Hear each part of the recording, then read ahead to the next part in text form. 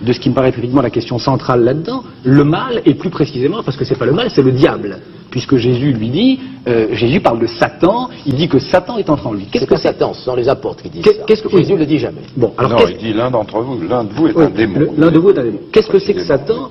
Et qu'est-ce que ça veut dire dans la configuration de l'époque? Qu'est-ce que ça veut dire pour un apôtre judéo-chrétien de cette époque-là? Satan, c'est Lucifer, Satan, c'est le porteur de lumière, Satan, c'est celui qui a donné aux hommes les arts et les lettres que Dieu avait tenus enfermés sous 7 sceaux, sous des sceaux.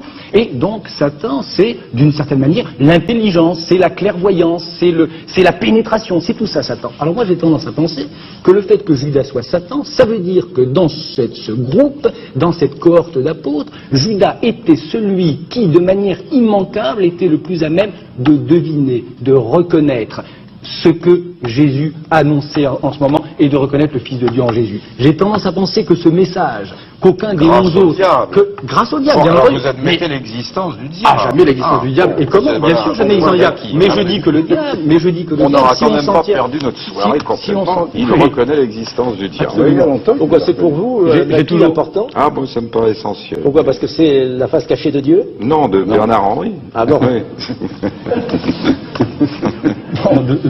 Donc, on parle de réhabiliter Boukharine ici ou là. Je pense qu'il est urgent de réhabiliter Judas. Voilà ce que je voudrais que vous compreniez. Et qui est que Judas était celui, non, qui n'a pas changé du tout, que Judas était en raison même de la présence de Satan en lui, c'est-à-dire de cette puissance de lumière et d'intelligence, le seul probablement à croire ce que les 11 autres apôtres se contentaient de savoir, etc. J'attends avec impatience que vous nous écriviez le testament du diable.